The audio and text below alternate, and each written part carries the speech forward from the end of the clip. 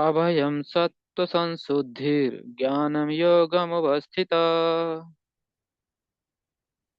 दानं दमश्च यज्ञस्य स्वाध्यायस्तप आर्जवम्। अहिंसा सत्यमक्रोधस्त्यागः शान्तिरपैशुनम्। दया भूतेष्वलो लुप्तं मार्दवम् ह्रीर्चापलम्। तेज क्षमा धृतिः शौचम् अद्रोहो नातिमानिना।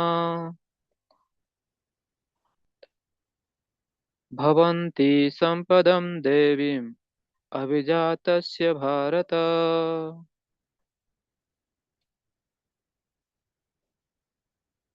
क्या जाना है? मेरे क्या पढ़ी? में क्या हो रहा है? क्या किधर मेरा क्लास चल वो किसके विभाग में?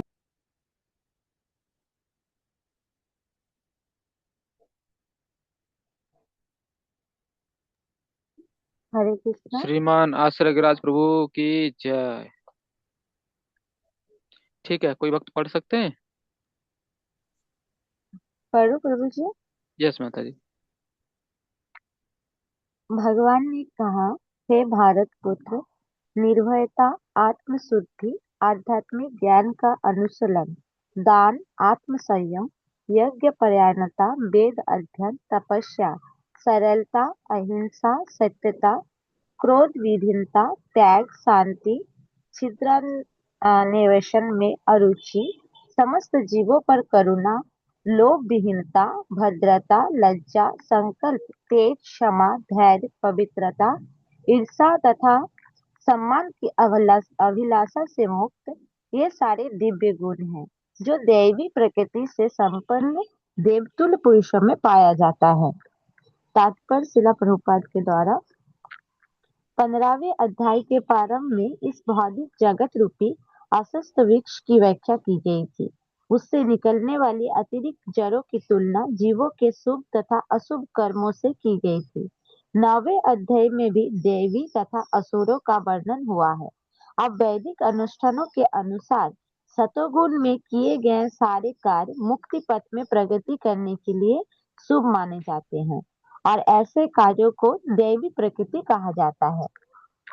जो लोग इस दैवी प्रकृति में स्थित होते हैं वे मुक्ति के पथ पर अग्रसर होते हैं। इसके विपरीत उन लोगों के लिए जो रजो तथा तमो गुण में रहकर कार्य करते हैं, मुक्ति की कोई संभावना नहीं रहती।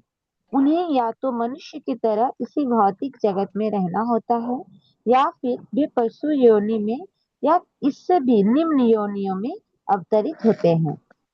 16वें अध्याय में भगवान दैवी प्रकृति तथा उसके गुणों एवं असुरी प्रकृति तथा उसके गुणों के समान समान रूप से वर्णन करते हैं।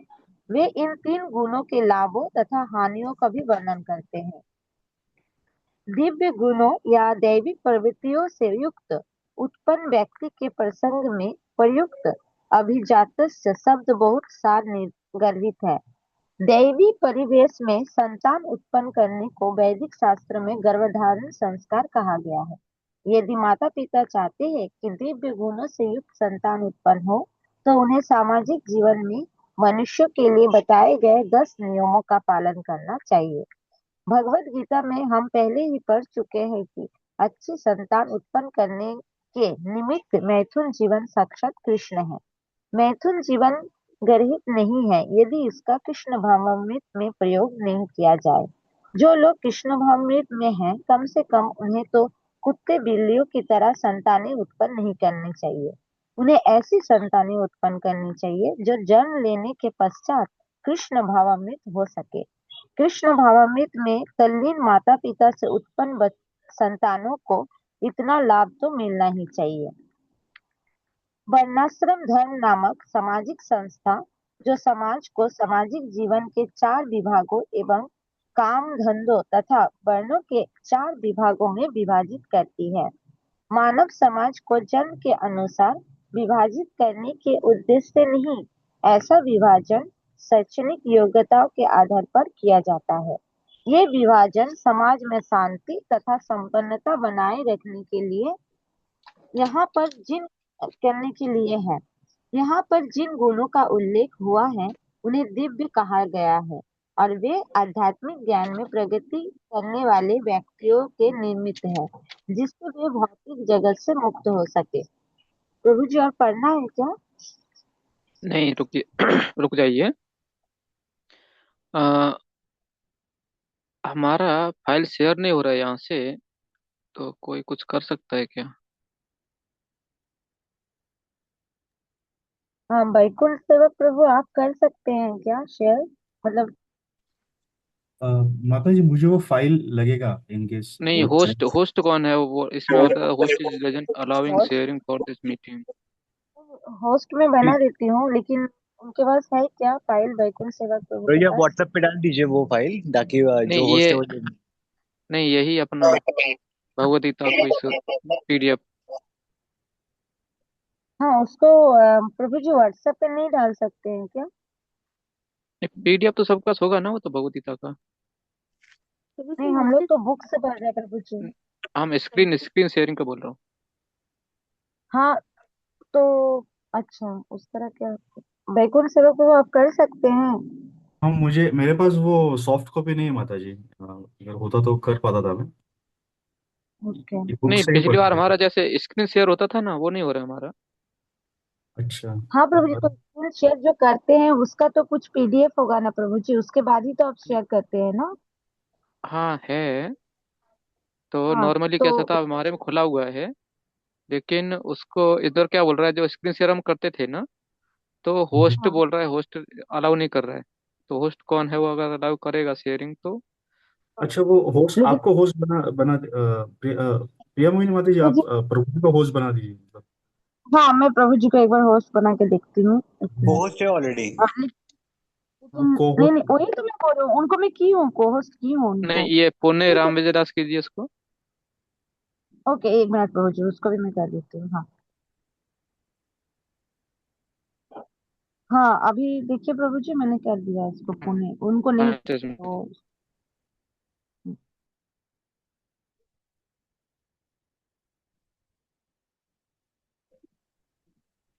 हरे कृष्णा। हरे कृष्णा। प्रभु की जय। वो देख रहा है अभी।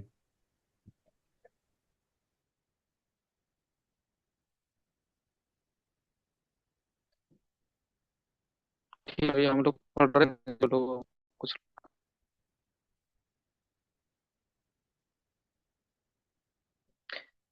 ठीक है।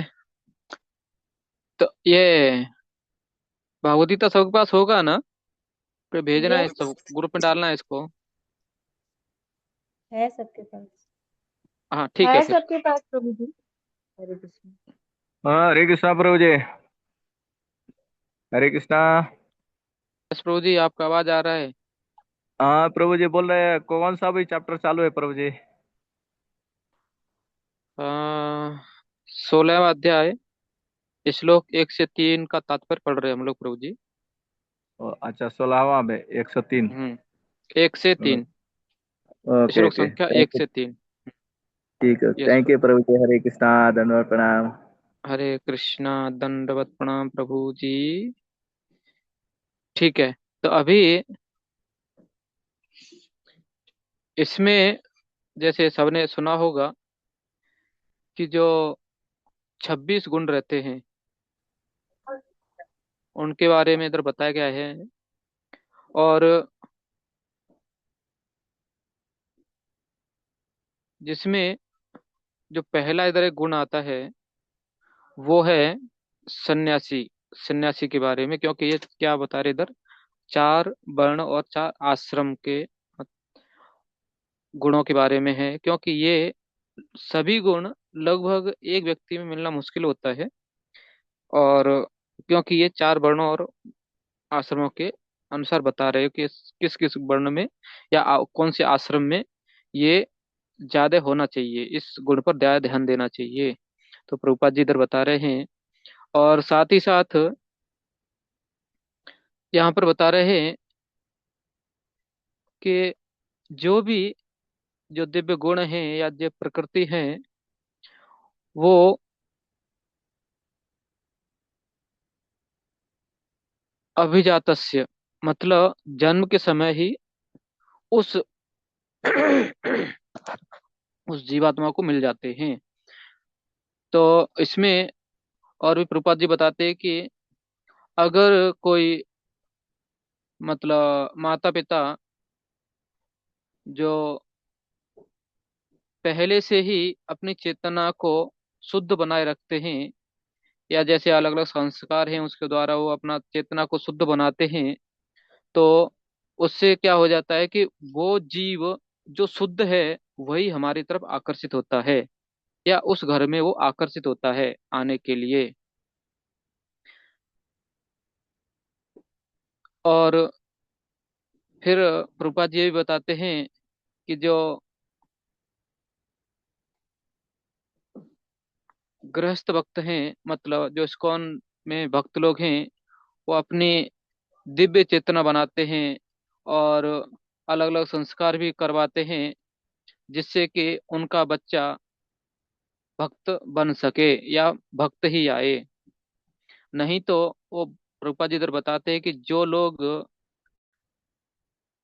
मिथुन जीवन लगे रहते हैं, तो उनको तो मतलब न तो भगवान कृष्ण के बारे में और न ही कुछ वैदिक सभ्यता के बारे में पता रहता है। और जैसे कि बताते हैं धर्मेण ही न पशु भी समाना, तो कुत्ते बिल्लियों की तरह उनकी संतानें होती हैं। फिर आगे प्रभुपाद जी इधर एक और बताते हैं कि जैसे कि कई बार जब आप समाज में वर्णाश्रम के बारे में चर्चा करने जाते हैं, तो एक प्रश्न आता है या लोग पूछते हैं कि आप लोग जातिवाद वाले लोग हैं। लेकिन हमारे धर्मशास्त्र जैसे भागवतम भगवद गीता ऐसा नहीं कहते। वो बताते हैं कि ये वास्तव में क्या है, उनके काम धंधों के अनुसार पर विभाजित किए गए हैं। और इसमें कई बार आपने और देखा होगा कि भक्त लोग तर्क देते हैं, क्योंकि आजकल ब्राह्मण का बेटा ब्राह्मण माना जाता है और क्षत्रिय का बेटा क्षत्रिय। लेकिन प्रभुपाद जी कई बार बताते हैं अपने प्रवचनों में और अलग अलग श्लोकों के तात्पर्य में भी, कि जैसे एक डॉक्टर का बेटा डॉक्टर नहीं बन सकता, इंजीनियर का बेटा इंजीनियर नहीं बन सकता। मतलब बन सकता है, लेकिन वो माना नहीं जाता कि वो इंजीनियर है जब तक वो डिग्री प्राप्त नहीं कर लेता। या फिर डॉक्टर को जब तक वो डिग्री प्राप्त नहीं करेगा, तब तक उसको कोई डॉक्टर नहीं कहेगा, क्योंकि वो सिर्फ उसने क्या किया है, डॉक्टर के घर में जन्म लिया है, इसके लिए वो डॉक्टर बन गया क्या? नहीं बन गया। तो ऐसे ही प्रभुपाद जी बताते हैं कि जो समाज में भी जब तक कोई ब्राह्मण का बेटा शास्त्रों को पढ़ता नहीं है, भक्ति को अपनाता नहीं है, तो उसको ब्राह्मण नहीं माना जाना चाहिए। और लेकिन जो व्यक्ति भले ही चांडाल घर में उत्पन्न हुआ है, लेकिन वो अगर भक्ति करता है, भगवान के सेवा सेवा पूजा करता है, तो उसको हमें भक्त मानना चाहिए। तो यहाँ पर उनके जन्म से नहीं बल्कि कर्म के अनुसार विभाजन विभाजन बताते हैं। ठीक है, आगे यहाँ से वर्णाश्रम संस्था में कोई पढ़ सकता है आगे? एक मिनट, इसमें हम जाते हैं। हरे कृष्णा। यस माता जी। पढ़ो। यस कब से माता मैं जी पढ़ पढ़िए। हरे कृष्णा। हाँ पढ़िए माता जी। वर्णाश्रम संस्था में सन्यासी को समस्त सामाजिक वर्णों तथा आश्रमों में प्रधान या गुरु माना जाता है। ब्राह्मण को समाज के 3 वर्णों क्षत्रियों, वैश्यों तथा शूद्रों का गुरु माना जाता है, लेकिन सन्यासी इस संस्था के शीर्ष पर होता है। और ब्राह्मणों का भी गुरु माना जाता है।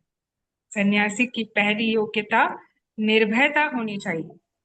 चूंकि सन्यासी को किसी सहायक के बिना एकाकी रहना होता है, अतएव भगवान की कृपा ही उसका एकमात्र आश्रय होता है। जो यह सोचता है कि सारे संबंध तोड़ लेने के बाद मेरी रक्षा कौन करेगा, तो उसे सन्यास आश्रम स्वीकार नहीं करना चाहिए। उसे यह पूर्ण विश्वास होना चाहिए कि कृष्ण या अंतर्यामी स्वरूप परमात्मा सदैव अंतर में रहते हैं। वे सब कुछ देखते रहते हैं और जानते हैं कि कोई क्या करना चाहता है। इस तरह मनुष्य को दृढ़ विश्वास होना चाहिए कि परमात्मा स्वरूप कृष्ण शरणागत व्यक्ति की रक्षा करेंगे। उसे सोचना चाहिए, मैं कभी अकेला नहीं हूँ, भले ही मैं गहनतम जंगल में क्यों न रहूं, मेरा साथ कृष्ण देंगे और सब तरह से मेरी रक्षा करेंगे। ऐसा विश्वास स्वयं या निर्भयता कहलाता है। संन्यास आश्रम में व्यक्ति की ऐसी मनोदशा आवश्यक है। तब उसे अपने अस्तित्व को शुद्ध करना होता है। संन्यास आश्रम में पालन किए जाने के लिए अनेक विधि विधान है। इनमें सबसे महत्वपूर्ण यह है कि सन्यासी को किसी स्त्री के साथ घनिष्ठ संबंध नहीं रखना चाहिए। उसे एकांत स्थान में स्त्री से बातें करने तक की मनाही है। भगवान चैतन्य आदर्श सन्यासी थे और जब वे पुरी में रह रहे थे तो उनकी भक्तिनों को उनके पास नमस्कार करने तक के लिए नहीं आने दिया जाता था। उन्हें दूर से ही प्रणाम करने के लिए आदेश था। यह स्त्री जाति के प्रति घृणा भाव का चिन्ह नहीं था, अपितु सन्यासी पर लगाया गया प्रतिबंध था कि उसे स्त्रियों से निकट संपर्क नहीं रखना चाहिए। मनुष्य को अपने अस्तित्व को शुद्ध बनाने के लिए जीवन की विशेष परिस्थिति स्तर में विधि विधानों का पालन करना होता है। सन्यासी के लिए स्त्रियों के साथ घनिष्ठ संबंध तथा इंद्रिय तृप्ति के लिए धन संग्रह वर्जित है। आदर्श सन्यासी तो स्वयं भगवान चैतन्य थे और उनके जीवन से हमें यह सीख लेनी चाहिए कि वे स्त्रियों के विषय में कितने कठोर थे। यद्यपि वे भगवान के सबसे वदान्य अवतार माने जाते हैं, क्योंकि वे अधम से अधम बद्ध जीवों को स्वीकार करते थे, लेकिन जहां तक स्त्रियों की संगति का प्रश्न था, वे संन्यास आश्रम के विधि विधानों का कठोरता के साथ पालन करते थे। उनका एक निजी पार्षद छोटा हरिदास अन्य पार्षदों के सहित उनके साथ निरंतर रहा, लेकिन किसी कारणवश उसने एक तरुणी को कामुक दृष्टि से देखा। भगवान चैतन्य इतने कठोर थे कि उन्होंने उसे अपने पार्षदों की संगति से तुरंत बाहर निकाल दिया। भगवान चैतन्य ने कहा, जो सन्यासी या अन्य कोई व्यक्ति प्रकृति के चंगुल से छूटने का इच्छुक है और अपने को आध्यात्मिक प्रकृति तक ऊपर उठाना चाहता है तथा भगवान के पास वापस जाना चाहता है, वह यदि भौतिक संपत्ति तथा स्त्री की ओर इंद्रिय तृप्ति के लिए देखता है, भले ही वह उनका भोग न करे, केवल उनकी ओर इच्छा दृष्टि से देखे, तो भी वह इतना गर्हित है कि उसके लिए श्रेयस्कर होगा कि वह ऐसी अवैध इच्छाएं करने के पूर्व आत्महत्या कर ले। इस तरह शुद्धि की ये विधियां हैं। धन्यवाद माता जी। हरे कृष्ण। Thank you. तो अभी आप देखेंगे कि हमारी जो ये किताबें हैं, ग्रंथ प्रभुपाद जी ने दिए हैं, और उन्होंने ही लिखा है कि जो सन्यासी है उसको निर्भय रहना चाहिए, धन इकट्ठा नहीं करना चाहिए, और उसको अकेला रहना चाहिए। तो और जब मंदिर में सन्यासी आते हैं तो आपने देखा होगा कि कितने लोग उनके साथ रहते हैं, है ना। वो गाड़ी में चलते हैं, फ्लाइट से आते जाते हैं, हो सकता है उनके पर्सनल असिस्टेंट भी एक दो रहते हैं, तो ये थोड़ा विरोधाभास दिखता है कि अरे, हम ऐसा नहीं बोल रहे कि ये किताबें बाहर की हैं, हम इस्कॉन के हैं, प्रभुपाद जी ने जो नियम दिए हैं उनको हम पालन करते हैं। तो अब देखेंगे कि वो जो सन्यासी लोग हैं वो भी क्या करते हैं, जीबीसी के द्वारा जो नियम बताए वो पालन करते हैं। अभी आप विचार कीजिए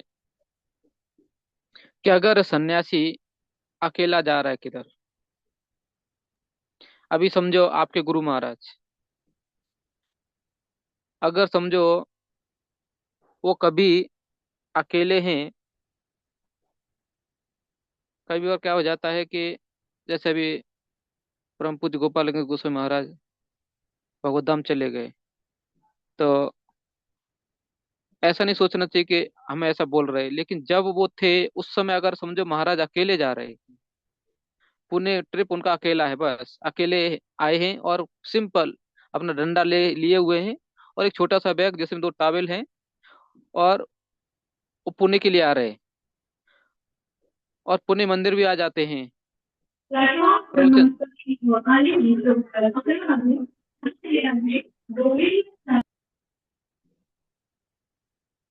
और वो प्रवचन वगैरह करते हैं जो भी करते हैं, और फिर वैसे ही मंदिर से वापस निकल जाते हैं। तो कितने को लगता है ऐसा हो सकता था क्या? जो हमने कहानी बोली, क्या ये सच में होगी अगर महाराज उसमें रहते थे, और ऐसा कभी हो सकता था कि उनके साथ? नहीं प्रभु जी। हाँ, क्योंकि आप जैसे ही किसी को देखते थे, अगर महाराज आ रहे हैं देखेंगे तो कितने लोग उनको पकड़ लेंगे, और ये लोग ये भूल जाते थे कि महाराज को क्लास देना है, वहां तक पहुंचेंगे भी नहीं महाराज। तो इसलिए क्या करते हैं, क्योंकि उनका शेड्यूल क्या है, क्योंकि वो किसी को जबरदस्ती नहीं कर सकते, कोई ठीक है, लेकिन फिर क्या करते हैं मैनेजमेंट लोग, एक दो लोग उनके साथ रखते हैं, वही इनको टाइम पर खिलाते रहो, नहीं तो लोग इनको छोड़ेंगे नहीं क्या खाने के लिए भी। फिर अगर समझो, अगर अकेले हैं और खुद ही नहा रहे हैं, कप अपना पानी गर्म कर रहे हैं, और अपना खाना खुद बना रहे हैं, तो आपने अपने जीवन में देखा होगा कि जब अपने परिवार के साथ रहते हैं तो आप कैसा खाना बनाते हैं, कि हाँ बच्चों को क्या पसंद है वैसा बनाएंगे, हाँ पति के लिए क्या अच्छा है, और बच्चे क्या बीमारी क्या है उसके अनुसार उसको क्या अच्छा है खाने के लिए वो सब देखेंगे। तेल नहीं अच्छा है, और सब्जी में कौन सा उसके स्वास्थ्य के लिए अच्छा है, तो ये सब देख के आप क्या बनाएंगे, उसको बना बना के खिलाएंगे। लेकिन जब अकेले रहते तो अरे चलो फास्ट क्या बनता है वो बना के खा लेते, छोड़ो कौन टाइम पास करते बैठेगा। तो और ये सन्यासी है, वो तो बनाने का छोड़ दो, वो क्या करेगा, मूंग मटकी शाम को डाल देगा भिगाने के लिए, सुबह वही खा के निकल जाएगा, लेकिन हेल्थ का कौन देखेगा उनका।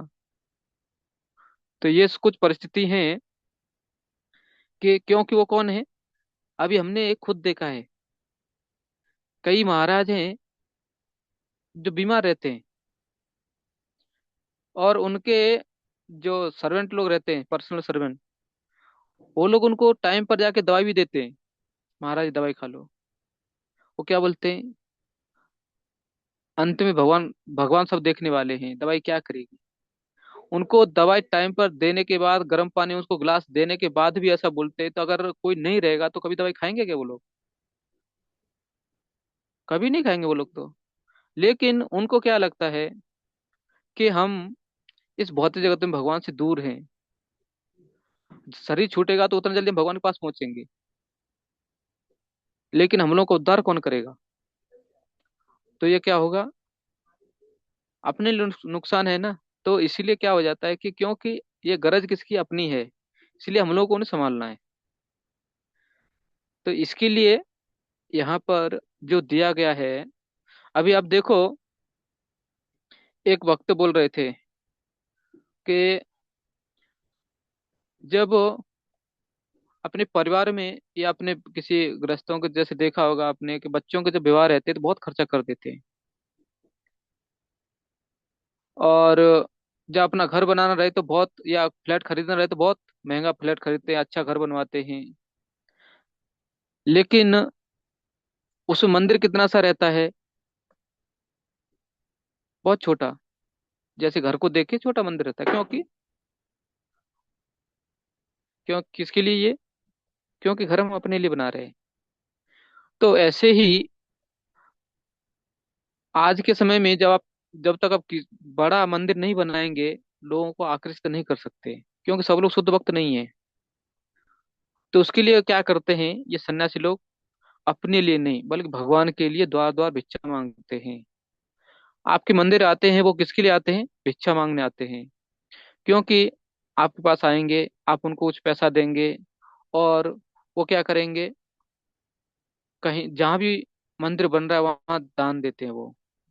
क्योंकि वो मंदिर चलाना है उनको, मंदिर बनाना है, तो ये किसके लिए, सब भगवान के लिए करते हैं। तो इसलिए हमें कभी भी ये अपेक्षा नहीं मतलब सोचना नहीं चाहिए। कभी कभी मन में आ जाता है, अरे प्रभुपाद जी ने ऐसा लिखा है और ये सन्यासी लोग सुधर नहीं रहे अभी तक। तो ये हमें अपेक्षा नहीं रखना चाहिए, हमें उनके बारे में सोचना चाहिए कि ये, क्योंकि हम अभी कौन है, नए भक्त हैं। और उनके ऊपर भी क्या है, सन्यास मिनिस्ट्री है, गुरु मिनिस्ट्री है, जीवीसी है, ये सब उनको कैमरा लगा के देख रहे पीछे पीछे कि ये क्या कर रहा है। तो इसलिए कभी कभी ऐसे जो नियम हैं, जो हमें कहीं कहीं दिखेंगे, प्रभुपाद की पुस्तकों में लिखेंगे, प्रभुपाद की तात्पर्य में लिखेंगे, लेकिन हमें ऐसा चश्मा लगा के उनको, उनके चरित्र पर ऐसा नहीं देखना चाहिए कि देखो ये सन्यासी हमेशा पैसा मांगते रहता है, या फिर ये सन्यासी आते तो इसका बहुत ताम झाम बहुत कुछ रहता है, इतनी गाड़ी इसके आगे पीछे रहती हैं, लोग रहते हैं, जब भी आता है मंदिर फुल हो जाता है, लोग कितना हमेशा इसको लिफाफा देते ही रहते हैं। तो ये नहीं सोचना चाहिए, क्योंकि जितना व्यक्ति जवाबदार है उसके अनुसार ही भगवान उनको ये सब सुविधाएं दे रहे हैं। ठीक है। और जैसे कि अभी भी देखेंगे, जैसे निर्भयता यहाँ पर एक ये है। तो आप देखो, अगर कभी भी कुछ उनके कपड़ों पर कुछ कीड़ा आ जाता है, तो सामने जो भक्त है वो तुरंत ही अपना हाथ आगे करके वो कीड़े को हटा देता है। जबकि वो सन्यासी जो गुरु महाराज है वो कभी देखते नहीं ये हाथ आगे क्यों किया, हमारे साथ कुछ गड़बड़ करने वाला है क्या। नहीं, वो निर्भय हैं। लेकिन ठीक है, ये क्या करना चाहता है, करने दो, बस। और आप दूसरा कब देखेंगे ये निर्भयता को, जब वो गौशाला में कहीं जाते हैं, तो देखते नहीं गाय मारेगी, सींग लग गया हमें तो, नहीं, उसको खिलाएंगे, जाके उसके हाथ, उसके ऊपर हाथ फेरेंगे, ऐसा मतलब जो खुजलाते हैं उनको, तो करते हैं वो लोग। हमने तो एक बार देखा था एक महाराज को, हम लोग एक गौशाला में थे, और एक बैल था, सबको मारता था। हम लोग देख के डर जाते थे उसको, और उसके पास जाते ही नहीं थे। उसको घास भी डालने नहीं जाते हम लोग, ऐसे थे। उनका एक ही व्यक्ति था जिससे उसका वो बैल का प्रेम था, वो दोनों लोग आपस में देखते थे एक दूसरे को ही, बस कुछ काम कराना तो व्यक्ति जाता था, घास भी डालना तो व्यक्ति जाता था। लेकिन वो महाराज जब भी आते थे, उसको अपने हाथ से उसके मुंह में घास खिलाते थे, और वो भी शांति से खाता था। और जबकि हम लोग उस समय महाराज के पास भी नहीं जाते थे, क्योंकि वो बैल उसके, महाराज उस बैल के पास गए। तो ऐसा आप देखेंगे उनको निर्भयता, कई बार ऐसा दिखता है। और हमने कई बार ऐसा भी देखा कि भयानक जंगल है, उसमें एक एक महीना वो लोग रुके तपस्या के लिए, कि हमें थोड़ा क्या करना है, बुक पढ़ना है, हमारी साधना अच्छा करना है। वॉशरूम वगैरह के लिए बाहर जा रहे हैं वो, और पूरा एकदम, वहां लाइट भी नहीं, ऐसी जगह में लोग रह रहे थे, लैंप जला के पढ़ते थे। तो कभी कभी क्या हो जाता है, क्योंकि उनका जीवन हमें कितना दिखता है, कि जितना वो हमारे सामने रहते हैं, पीछे का जीवन हमें नहीं दिखता है। और कभी कभी आजकल जैसे देखेंगे, कि जो भी महाराज लोग हैं वो सब लगभग 50 के ऊपर ही हैं, क्योंकि 50 से पहले किसी को संन्यास मिलता नहीं। और जो प्रभुपाद जी शिष्य थे जिनको जल्दी मिला, वो भी 70 से ऊपर हो गए अभी। तो 50 से पहले इस्कॉन का भी कोई सन्यासी आपको दिखेगा नहीं। और आप में जो 50 के ऊपर हैं या 35 ऊपर जो निकल चुके हैं, उनको पता होगा कि क्या बोलते हैं, ये शरीर क्या क्या गिफ्ट देता है आपको। नई नई बीमारी, और हमेशा मन चंचल रहता है, कभी एक जगह रुकेगा नहीं, हमेशा बच्चों के बारे, नहीं तो अपने शत्रु के बारे में, उसने हमारे साथ ऐसा क्यों किया था, बस उसके बारे में सोचते। तो ये क्या है, हमारे शरीर के गिफ्ट हैं बुढ़ापे के। तो अभी वो लोग कौन हैं, 50 प्लस हैं, तो उनका क्या हाल होगा। तो वो भी क्या करते हैं, हमेशा साधना में लगे रहते हैं। उनको अपनी अपनी शरीर की समस्याएं भी रहती हैं, तो उनको सबको संभालने के लिए, उनको उनका डाइट के अनुसार खिलाने पिलाने के लिए लोग रखे जाते हैं। और उनकी सेवा भी, क्योंकि अगर वो समझो अपने कपड़े स्वयं धो रहे, तो उतना जो समय है वो भगवान की सेवा ज्यादा कर सकते हैं, लोगों को प्रचार अच्छा कर सकते हैं, इस भाव से भी उनको जो उनके सर्वेंट वगैरह रखे जाते हैं। ठीक है, आगे कौन पढ़ सकता है।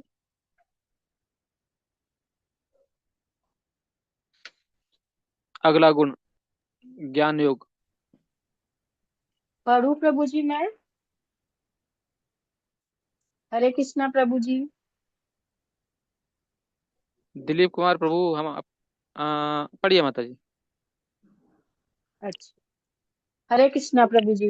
अगला हरे गुण है कृष्ण। ज्ञान योग व्यवस्थित। सुनाई दे रही है प्रभु जी मेरी आवाज? हाँ, यस माता जी। अच्छा, तो अगला गुण है ज्ञान योग व्यवस्थित। ज्ञान के अनुशीलन में संलग्न रहना सन्यासी का जीवन गृहस्थों तथा उन सबों को जो आध्यात्मिक उन्नति के वास्तविक जीवन को भूल चुके हैं। ज्ञान विपरीत करने के लिए होता है। सन्यासी से आशा की जाती है कि वह अपनी जीविका के लिए द्वार द्वार भिक्षाटन करे, लेकिन इसका अर्थ यह नहीं कि वह भिक्षुक है।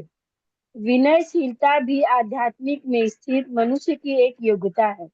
सन्यासी केवल विनयशीलतावश द्वार द्वार जाता है, भिक्षाटन के उद्देश्य से नहीं जाता, अपितु गृहस्थों को दर्शन देने तथा उनमें कृष्ण भावना भावित जागृत जगाने के लिए जाता है। यह सन्यासी का कर्तव्य है। यदि वह वास्तव में उन्नत है तो उसे गुरु का आदेश प्राप्त है, तो उसे तर्क तथा ज्ञान द्वारा कृष्ण भावनामृत का उपदेश करना चाहिए। और यदि वह इतना उन्नत नहीं है तो उसे संन्यास आश्रय ग्रहण करने नहीं करना चाहिए। लेकिन यदि किसी ने पर्याप्त ज्ञान के बिना ही संन्यास आश्रम स्वीकार कर लिया है तो उसे ज्ञान अनुशीलन के लिए प्रामाणिक गुरु से श्रवण में रत होना चाहिए। सन्यासी को निर्भीक होना चाहिए। उसे सत्य वंश शुद्धि तथा ज्ञान योग में स्थित होना चाहिए। अगला गुण दान है। दान गृहस्थों के लिए है। गृहस्थों को चाहिए कि वे निष्कपटा हरे कृष्ण। कपटता के साथ। हरे कृष्ण। यस, यस माता बस जी। प्रभु जी। हरे कृष्णा प्रभु। हाँ, यही तर्क जाएगी, है ना। हरे कृष्ण। जी ठीक। तो यहाँ पर सन्यासी के 3 गुण हैं, जिसमें अगला है ज्ञान योग में व्यवस्थित, मतलब हमेशा ही शास्त्रों का मनन चिंतन करते रहना चाहिए। क्योंकि उसमें कई बार, जैसे कि अभी हमने बताया था, चर्चा किया था कि प्रभुपाद जी ने ऐसा क्यों लिखा। तो ऐसे ही जो सन्यासी लोग रहते हैं, वो भी शास्त्रों में अलग अलग जो नियम बताए जाते हैं या कई श्लोक है, तो उसके लिए ही वो मनन चिंतन करते रहते कि यहाँ पर प्रभुपाद जी ने ऐसा क्यों लिखा है, या भगवान ने इस शास्त्र में वेद व्यास जी ने क्यों लिखा ये। तो ये सब क्या हो जाते हैं इससे, कि वो उस पर, जिससे जनता गुमराह न हो।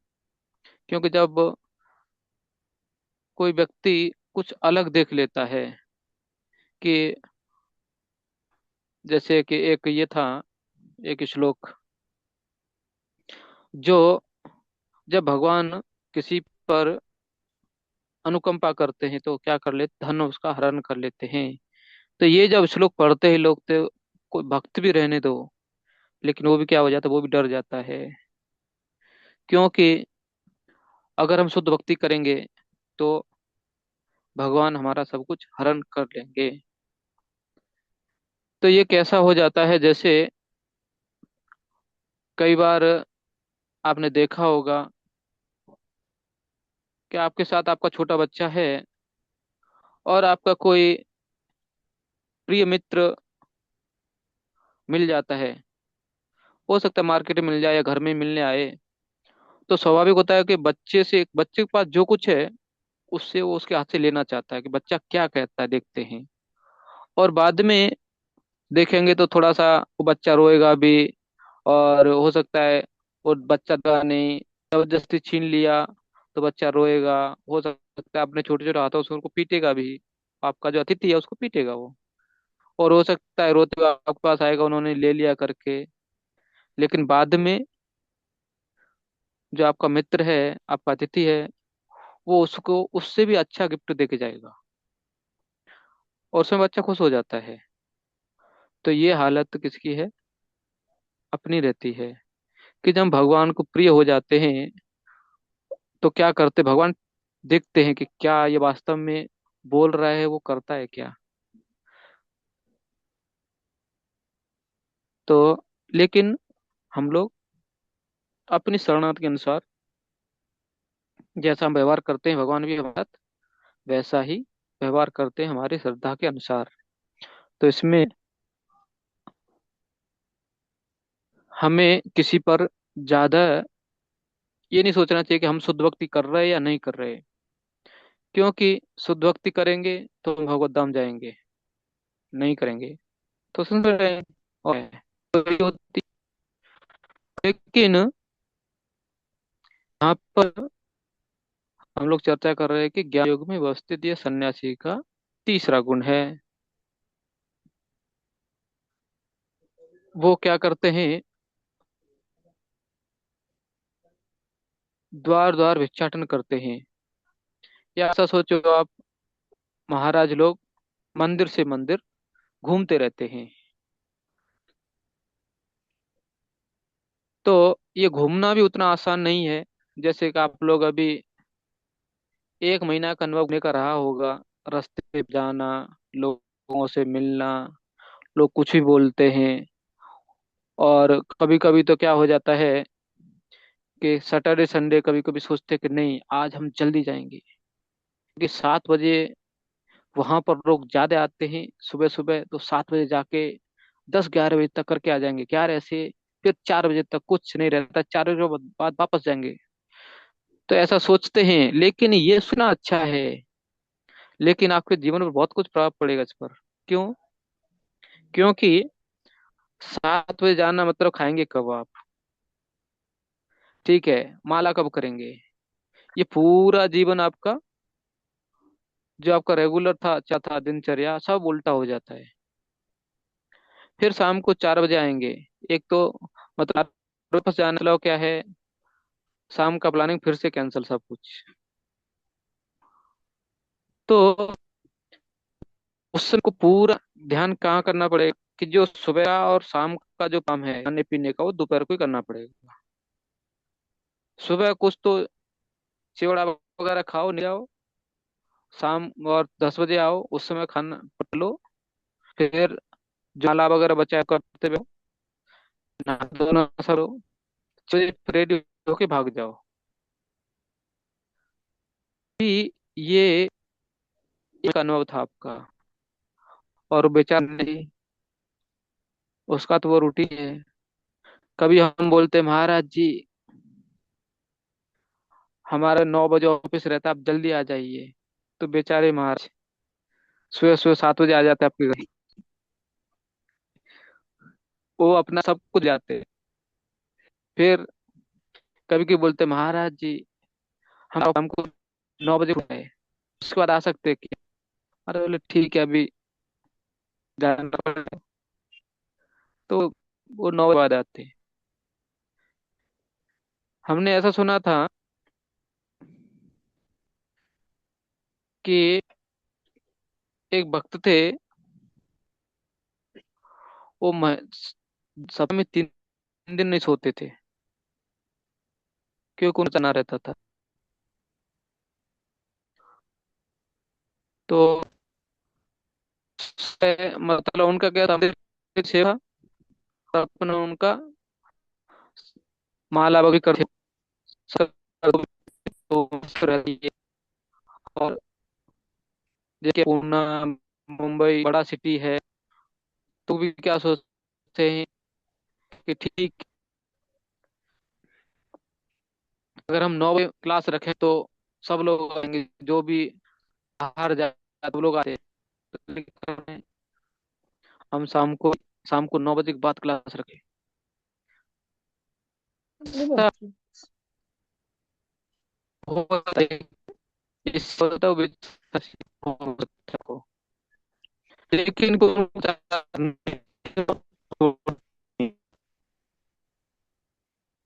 है मतलब, क्योंकि वो किसका करता जा रहे हो। और मतलब कम से कम तो अच्छा है, उसको अपने अनुसार जाता है, वो जब चाहे तभी उसको भूख लगेगा जाके मांग के खा लेगा। वृंदावन में देखेंगे आप, तो जो भी उधर सन्यासी लोग हैं या जो बाबा लोग हैं, वो क्या करते हैं, जब उनको भूख लगेगा जाएंगे, मिल गया के बस। लेकिन इधर इस्कॉन में उल्टा है, ये अपने अनुसार नहीं जा सकते, सामने वाले के अनुसार जाना पड़ता है कि वहां पर प्रोग्राम कितने बजे रखने से कितने लोग ज्यादा आएंगे, और ज्यादा आएंगे तो उधर प्रचार अच्छा होगा। ये सब फोकस करके हो जाते हैं।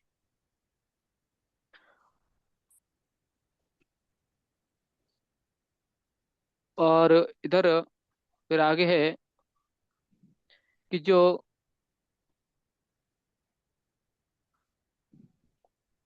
तर्क और ज्ञान के द्वारा, एक प्रभुपाद जी ने भी किया था। अभी देखेंगे तो प्रभुपाद जी कब था, तो ऐसे बहुत से ऐसे अनुभव थे, जैसे आप देखेंगे एक बार किसी ने पूछा प्रभुपाद जी हम इधर बहुत एकदम कैसे आए।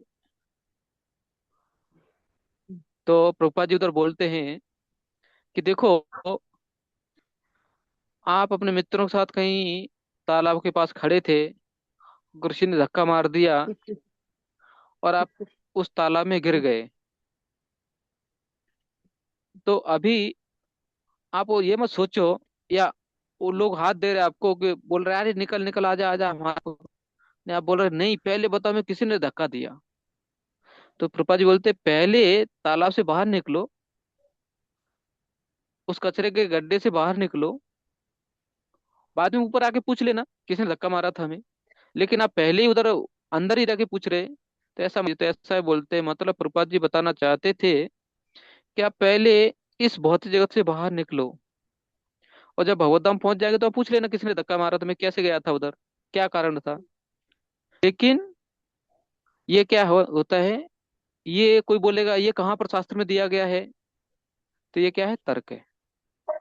तो ऐसे बहुत कुछ प्रभुपाद जी ने अपने मतलब आचरण से बहुत कुछ सिखाया था।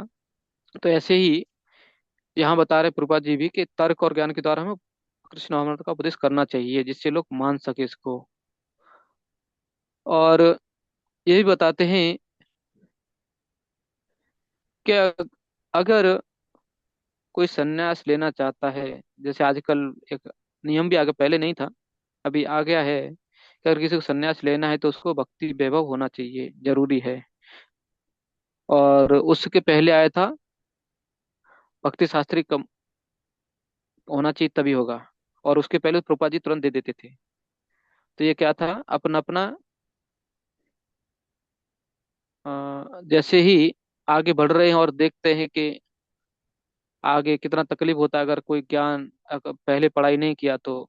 क्योंकि कई बार आपने देखा होगा कि जो प्रभुपाद जी शिष्य थे बहुत ही सेवा करते थे, उसके बाद उनको समय मिलता तो पढ़ते थे। तो ऐसे अभी क्या है कि साथ में ही आप सेवा भी करो और पढ़ाई भी करो। तो इसलिए अभी भक्ति वैभव तो होना चाहिए, मतलब भागवतम के पहले 6 स्कंद आपने पढ़े हुए होना चाहिए, और वो भी डिग्री के साथ। तो आपको संन्यास संन्यास मिलेगा, ऐसा नियम है। तो और दूसरा बोल रहे प्रभुपाद जी, समझो आपने ज्यादा कुछ ज्ञान प्राप्त नहीं किया, आ गए आपको संन्यास मिल गया, तो प्रभुपाद जी बोले कि फिर क्या करना चाहिए आपको? गुरु से सुनते तो रहो कम से कम, और सुन के आपको पूरा ज्ञान मिल जाएगा। क्योंकि आप देखेंगे तो प्रभुपाद जी कई बार बोले हैं कि हमने हमारी किताबों में सब कुछ दिया है, और प्रभुपाद जी ने ज्यादातर भगवत गीता और भागवतम पर फोकस किया था। और भगवत गीता में बताते हैं कि जो ज्ञान, जो भगवत गीता का महिमा है, उसमें बताया जाता है ये कि सारे शास्त्रों का जहाँ भी ज्ञान कुछ मिलेगा वो सब भगवत गीता में मिल जाता है आपको। लेकिन इसके बाद भी भगवत गीता में वो भी मिलेगा जो बाकी कहीं नहीं है। जो ज्ञान बाकी कहीं नहीं, वो कहाँ मिलेगा? फिर से भगवत गीता में ही मिलेगा। तो इतना महत्वपूर्ण है भगवत गीता। भागवतम तो प्रभुपाद जी ने इन दो पर बहुत फोकस किया, और आप लोगों ने या सबने ही भगवत गीता का वितरण भी किया है। तो आपको आशा कर भगवान आप लोग भी खुश होंगे और आप लोग कृपा करेंगे। तो ये यहाँ पर 3 गुण थे।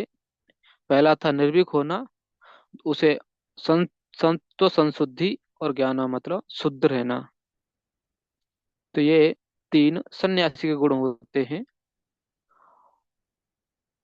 अभी हम लोग अगला जो गृहस्थों के बारे में है, रूपा जी इधर बता रहे हैं, उसको पढ़ेंगे। तो महावीर ठाकुर प्रभु थोड़ा कृपा करके पढ़ सकते हैं क्या? बहुत समय से आपकी वाणी सुनाई नहीं पड़ी। हरे कृष्ण प्रभु, दंडवत प्रणाम। बहुत कृपा हुआ आपका। हरे कृष्ण। अगला गुण दान है। दान गृहस्थों के लिए है। गृहस्थों को चाहिए कि, सुनाई पड़ रहा है प्रभु? यस प्रभु। गृहस्थों को चाहिए कि वे निष्कपटता से जीवन यापन करना सीखें और कमाई का 50% विश्व भर में कृष्ण भावनामृत के प्रचार में खर्च करें। इस प्रकार के गृहस्थ को चाहिए कि ऐसे कार्य में लगे संस्थान समितियों को दान दे। दान योग पात्र को दिया जाना चाहिए, जैसा आगे वर्णन किया जाएगा। दान भी कई तरह का होता है तथा सतोगुण, रजोगुण तथा तमोगुण में दिया गया दान, सतोगुण में दिए जाने वाले दान की संस्तुति शास्त्रों ने की है। लेकिन रजो तथा तमोगुण में दिए गए दान की संस्तुति नहीं है, क्योंकि यह दान का अपव्यय मात्र है। संसार भर में कृष्ण भावनामृत के प्रसार हेतु ही दान दिया जाना चाहिए। ऐसा दान सतोगुनी होता है। जहां धन्यवाद तक प्रभु। दम, धन्यवाद। हरे कृष्ण। यस प्रभु जी। तो यहाँ पर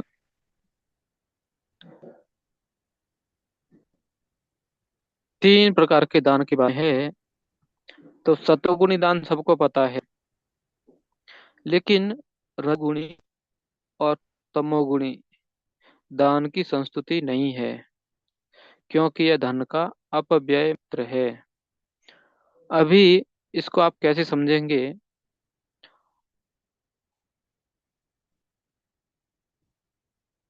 रजोगुनी मतलब आप लोगों पर, मतलब क्या बोल सकते हैं हम, मतलब ये रजोगुण मतलब राजा के जैसा, कि आप सबसे ज्यादा ये हैं। उसके लिए तो इसमें कई बार क्या हो जाता है कि जैसे कुछ स्पर्धा करना, जो भक्ति से कुछ भी लेन देन नहीं जिसका, उसमें लोग दान देते हैं।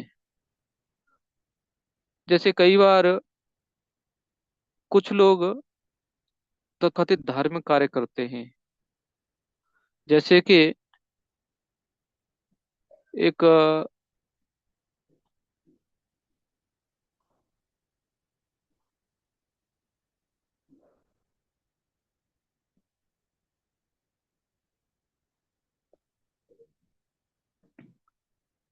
एक मतलब हुआ तो कई से है, जैसे कई एक यज्ञ हुए हैं, या कुछ लोग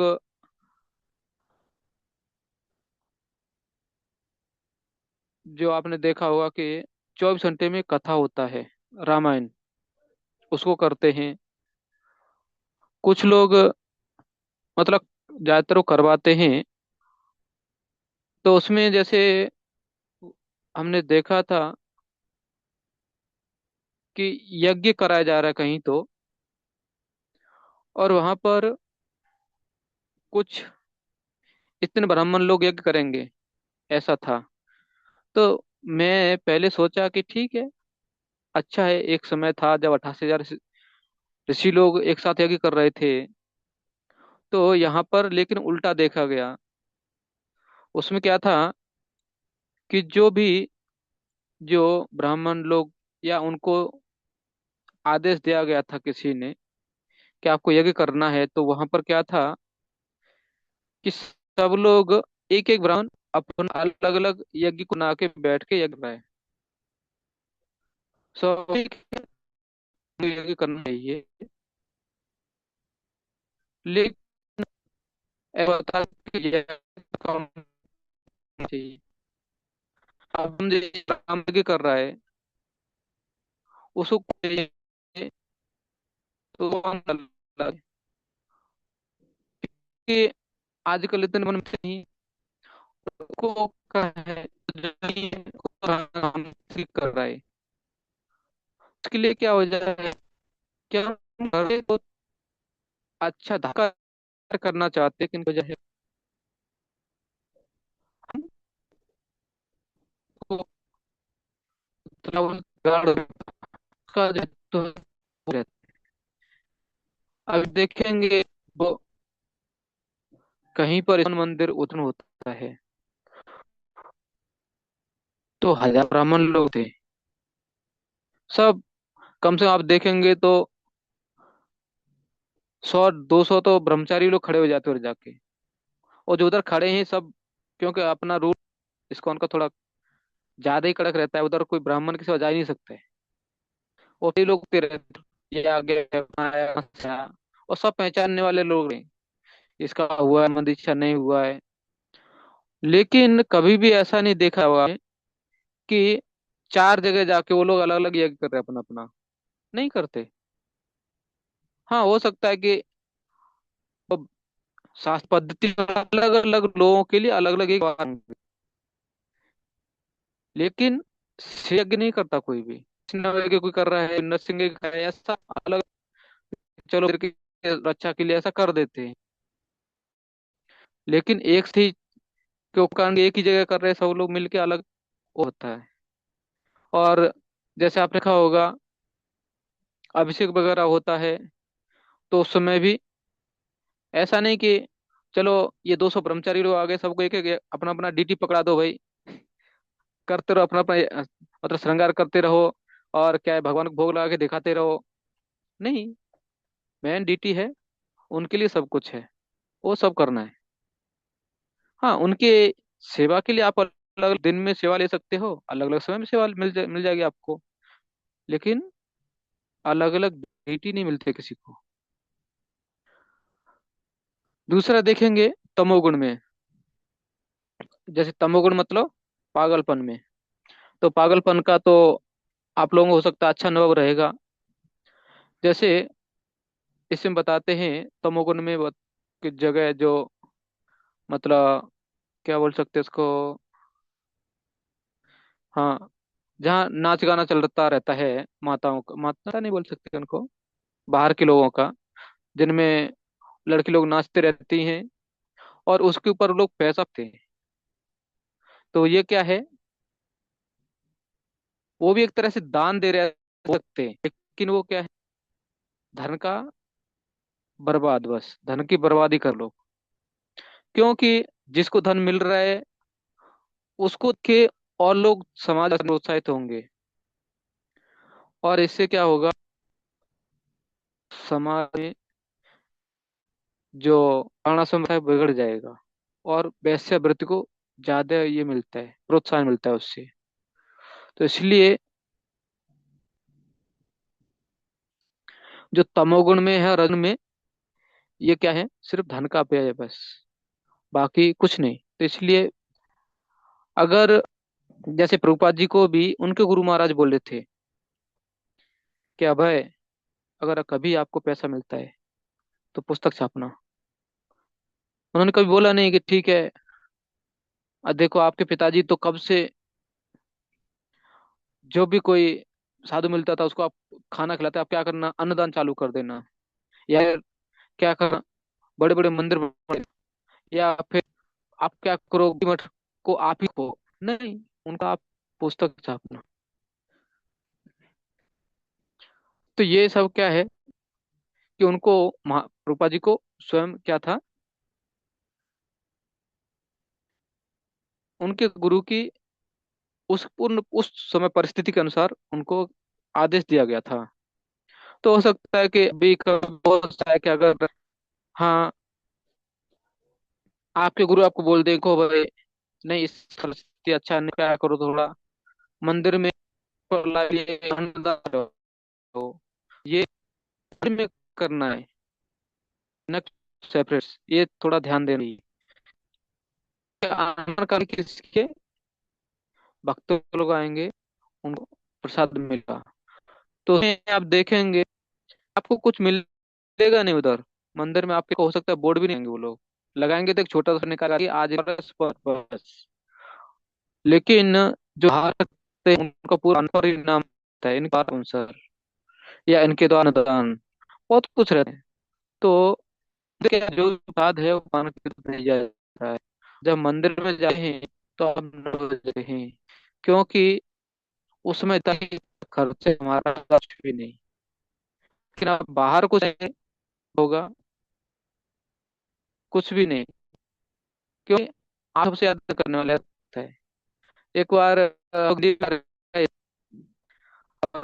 उस समय था, मैं बस्ती में था, मतलब तब बांटे के लिए जाते थे दिल्ली में भी।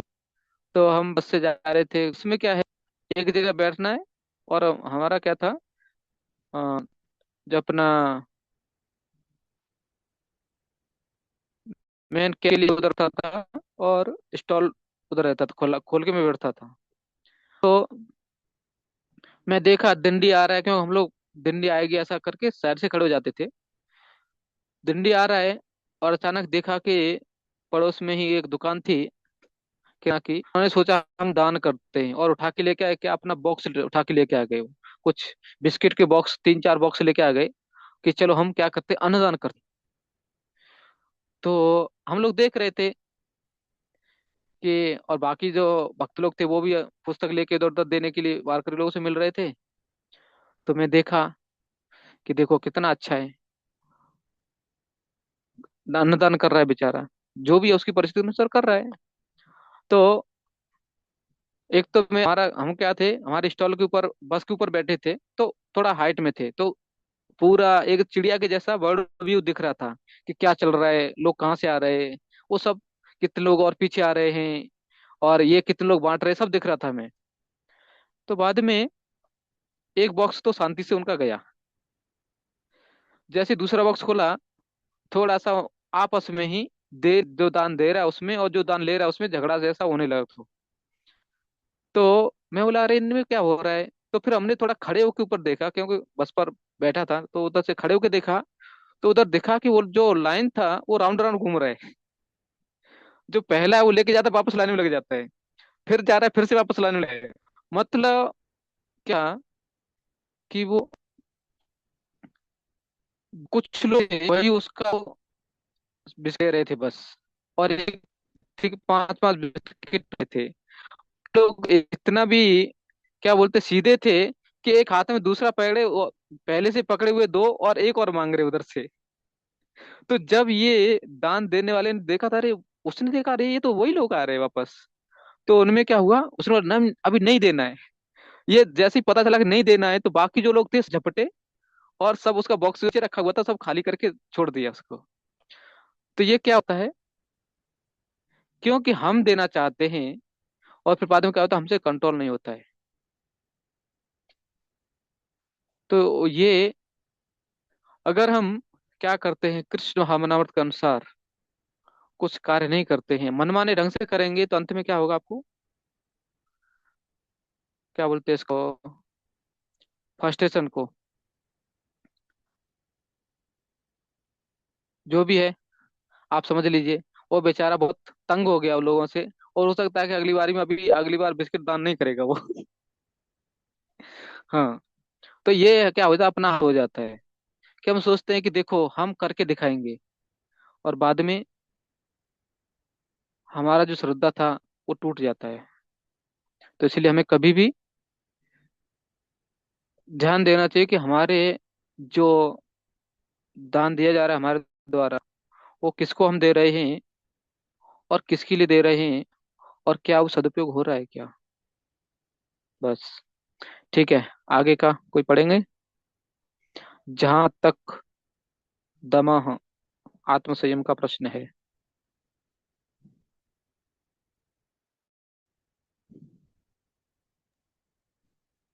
हरे कृष्णा। मोहित प्रभु। आलो कृष्ण प्रभु। पढ़ो प्रभु जी।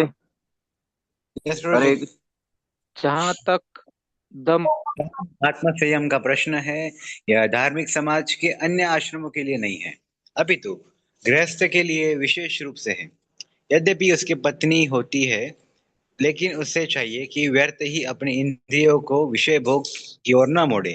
गृहस्थों पर भी मैथुन जीवन के लिए प्रतिबंध है, और इसका उपयोग केवल संतान उत्पन्न के लिए किया जाना चाहिए। यदि वह संतान नहीं चाहता, तो उसे अपनी पत्नी के साथ विशेष भोग में लिप्त नहीं होना चाहिए। आधुनिक समाज मैथुन जीवन का भोग करने के लिए निरोध विधियों या अन्य घृणित विधियों का उपयोग करता है, जिससे संतान का उत्तरदायित्व न उठाना पड़े। यह दिव्य गुण नहीं है, अपितु आसुरी गुण है। यदि कोई व्यक्ति चाहे वह गृहस्थ ही क्यों ना हो, आध्यात्मिक जीवन में प्रगति करना चाहता है, तो उसे अपने मैथुन जीवन पर संयम रखना होगा, और उसे ऐसी संतान नहीं उत्पन्न करनी चाहिए जो कृष्ण की सेवा में न आए। यदि वह ऐसी संतान उत्पन्न करता है जो कृष्ण भावनामृत हो सके, तो वह सैकड़ों संतान उत्पन्न कर सकता है, लेकिन ऐसी क्षमता के बिना किसी को इंद्रिय सुख की लिए काम भोग में लिप्त नहीं होना चाहिए। हरे कृष्ण। हम्म। तो यहाँ पर, धन्यवाद प्रभु जी। तो यहाँ पर है आत्म संयम। तो आत्म संयम देखेंगे तो अलग अलग तरह से है, क्योंकि पांच इंद्रियां हैं, तो पांचों को ही संयम में रखना अच्छा है। तो जैसे उपदेशामृत में वाचो बेगम से चालू होता है। तो पहले है कि हमें हमारी जिह्वा को नियंत्रण कर सकते हैं क्या, कितना हमने किया है। तो पहले होता है बोलना, हम कितना बोल रहे हैं। कभी कभी कैसा हो जाता है कि कोई व्यक्ति कुछ पूछ रहा है, लेकिन हम अपना सौभाग्य समझते हैं कि हमारे साथ चर्चा करने का, उस मतलब उसने हमसे कुछ कहा, बस। और बेचारा क्या बोलना चाहता था पता नहीं, लेकिन हम अपना चालू कर देते हैं। और हो सकता है कि आधे घंटे बाद पूछते हैं, आप यही पूछ रहे थे प्रभु जी क्या? तो बोलता है अभी उसके पास ऑप्शन नहीं बचता, बोलता हाँ प्रभु जी ठीक है, बस हो गया, अभी मैं चलता हूँ। तो कई बार क्या हो जाता है कि वो चाहता क्या है, व्यक्ति क्यों पूछ रहा है, क्या पूछ रहा है, या उसकी परिस्थिति अभी क्या है, ये हमें थोड़ा सा सोचना चाहिए। फिर दूसरा बताते हैं, खाना, जिह्वा। अगर हमें कुछ समझो करेला दिया या दूसरा कुछ कड़वा मिल गया तो हम क्या कर देते हैं, बस चना मृत जैसा तीन बूंद लेके छोड़ देते हैं उसको। और जब कुछ अच्छा मिलता है, कुछ स्वीट है या जो पसंद का कुछ लग रहा है, तो क्या करते हैं उसको, हम खाना चाहते हैं। तो इससे क्या हो जाता है, क्योंकि हमारा आत्म संयम नहीं है, हमने इंद्रियों का दमन नहीं किया अभी तक। जैसे कई बार कुछ लोग तर्क देते, प्रभु जी हम प्रसाद ही ले रहे हैं। एक बार ना मंदिर में एक भक्त, मतलब मंदिर में पता चल रहा था कि जो मंदिर का स्वीट राइस है भगवान का राजभोग का, वो नहीं मिल रहा है। लोगों ने बहुत ट्राई किया चोर को पकड़ने का, कौन लेके जा रहा है, लेकिन कैसे भी करो, लेकिन वो पता नहीं कब गायब हो ही जाता था। तो बहुत कैमरा लगाया, इधर किया उधर किया, लेकिन वो व्यक्ति कैमरे को भी क्रॉस करके निकल जाता था, पता नहीं चलता था किधर से ले गया वो। और जब अंत में पकड़ा गया उसको, तो उसको पूछा कि भाई तू क्यों लेके जाता है ये मतलब। तो उन्होंने क्या उत्तर दिया, तर्क क्या दिया, प्रभु जी, प्रभुपाद जी बोले प्रसाद तो ले ना सकते, कैसे कैसे भी चुरा के खाओ, कैसे प्रसाद खा रहे हैं हम, प्रसाद ही तो खा रहे, दूसरा क्या खा रहे। तो उनको फिर उनके जो अधिकारी लोग थे उन्होंने कहा, प्रभु जी कभी कभी करेला की सब्जी थी, उसको भी चुरा के लेके जाते तो अच्छा था, वो भी प्रसाद ही था, आप स्वीट राइस को ही क्यों चुरा रहे थे। तो ये क्या हो जाता है कि जो हमारे अपने ये हैं लॉजिक, तर्क, हम अपना तर्क लगाते हैं किसके लिए, अपनी इंद्रिय तृप्ति के लिए, क्योंकि हमें अच्छा लग रहा है, उसके लिए ये सब तर्क लगाते बैठते हैं हम लोग। तो उसमें ज्यादा मतलब, हाँ, देखना चाहिए कि हमारा अगर इंद्रिय संयम कम है तो किसी को पूछ सकते हैं, प्रभु जी हमारा थोड़ा स्वीट राइस की इच्छा होती है।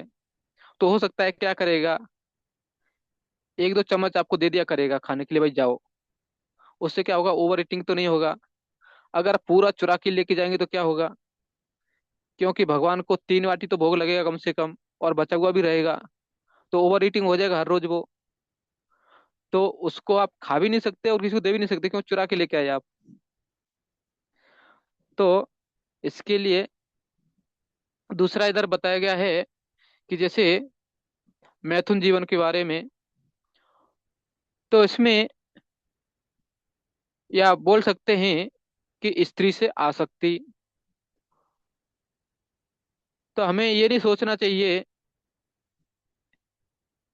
कि मतलब अभी,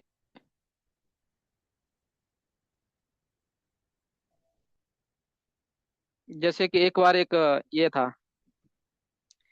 लीलामृत तो हम पढ़ रहे थे, एक प्रभुपाद जी के सेक्रेटरी थे,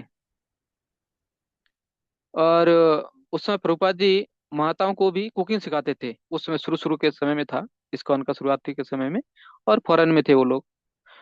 तो एक प्रभु जी थे, वो बार बार किचन में की तरफ जाते थे, और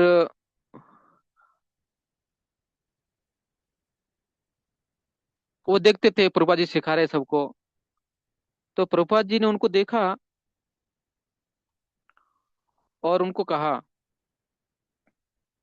कि आप इतने आसक्त क्यों हो, वो उधर क्यों जा रहे थे, प्रभुपाद जी के दर्शन करने नहीं जा रहे थे, क्योंकि उनकी पत्नी उधर सीख रही थी, पत्नी को देखने जाते थे वो। तो इसलिए हमें ये देखना चाहिए कि हो सकता है कि जैसे हम भक्त हैं, वो माता जी भक्त है, हमारी सेवा अलग अलग रहती हैं, ऐसे उस माता जी की भी रहती होंगी, उनकी अपनी शैली है, तो वो लोग अपना देखेंगे। अभी मंदिर में क्या है, उनका समय है, जैसे अभी मंदिर में सेवा रहता है, कुकिंग का रहता है, डीटी किचन में वो कुकिंग करेंगे, उनके पीछे भी जाने की जरूरत क्या है। या फिर वो हार सेवा बना रहे हैं, वो बनाएंगे, मंदिर में हो सकता है झाड़ू वगैरह कुछ सेवा रहेगा, बैकअप का सेवा रहेगा। जहाँ हमारा कुछ सेवा नहीं है तो छोड़ दो, आप पुस्तक पढ़ो, भगवत गीता पढ़ो। तो ये क्या है कि हम मतलब हमेशा ही मतलब बोल सकते हैं कि उनके पीछे पीछे नहीं रहना चाहिए। तो ये प्रभुपाद जी का वो उदाहरण है। बाकी तो हमें उतना कुछ मतलब इस मामले में पता नहीं, आप लोगों को हमसे ज्यादा पता होगा कि कैसे इसको नियंत्रण कर सकते हैं। तो आप थोड़ा उसमें देखिए कैसे कर सकते हैं। ठीक है, अभी हम लोग थोड़ा और आगे चलेंगे। गृहस्थों को यज्ञ भी करना चाहिए। प्रभु जी आप पढ़ सकते हैं क्या, आशा के राज प्रभु? हाँ, गृहस्थों को यज्ञ भी करना चाहिए क्योंकि यज्ञ के लिए पर्याप्त धन चाहिए। ब्रह्मचर्य, वानप्रस्थ तथा संन्यास आश्रम वालों के पास धन नहीं होता। वे तो भिक्षाटन करके जीवित रहते हैं। अतएव विभिन्न प्रकार के यज्ञ गृहस्थों के दायित्व है। उन्हें चाहिए कि वैदिक साहित्य द्वारा आदित्य अग्निहोत्र यज्ञ करें, लेकिन आजकल ऐसे यज्ञ अत्यंत निचले खर्चीले हैं और हर किसी गृहस्थ के लिए उन्हें उत्पन्न संपन्न कर पाना कठिन है। इस यज्ञ के लिए संस्तुति सर्वश्रेष्ठ यज्ञ है संकीर्तन यज्ञ। यह संकीर्तन यज्ञ हरे कृष्णा कृष्णा कृष्णा हरे हरे, हरे हरे राम राम राम हरे राम राम राम। जप सर्वोत्तम और सबसे कम खर्च वाला यज्ञ है और प्रत्येक व्यक्ति इसे करके लाभ उठा सकता है। अतएव दान, इंद्रिय संयम तथा यज्ञ करना, ये तीन बातें गृहस्थ के लिए है। और धन्यवाद प्रभु। का स्वाध्याय का वेदांत अध्ययन ब्रह्मचर्य आश्रम या विद्यार्थी जीवन के लिए है। ब्रह्मचारियों का ठीक है प्रभु जी। स्त्रियों बस क्या, हरे कृष्णा। अगले हाँ पैराग्राफ यस से। प्रभु जी, यस। नहीं ठीक है, पढ़ दीजिए। स्त्रियों के लिए किसी प्रकार का संबंध नहीं होना चाहिए। उन्हें ब्रह्मचर्य जीवन बिताना चाहिए और आध्यात्मिक ज्ञान के अनुशीलन हेतु अपना मन वेद के अध्ययन में लगाना चाहिए। यही स्वाध्याय है। धन्यवाद प्रभु। तो यहाँ पर तीसरा जो है वो है यज्ञ। तो अभी प्रभुपाद जी इधर बताते हैं कि जो यज्ञ है वो वेदों में अलग अलग तरह के यज्ञ बताए गए हैं। अग्निहोत्र है, आदिष्ट है, ऐसा कुछ कुछ पता है इधर लेके प्रभुपाद जी ने। ये हमें पता नहीं क्या है, लेकिन है, यज्ञ हैं लोग। तो ये सब क्या है, खर्चीले हैं। क्योंकि अभी आप देखो, कोई भी यज्ञ आप करने जाएंगे, समझो आप वैष्णव यज्ञ भी करवा रहे घर में, तो उसका सामग्री कम से कम 10,000 तक जाता है।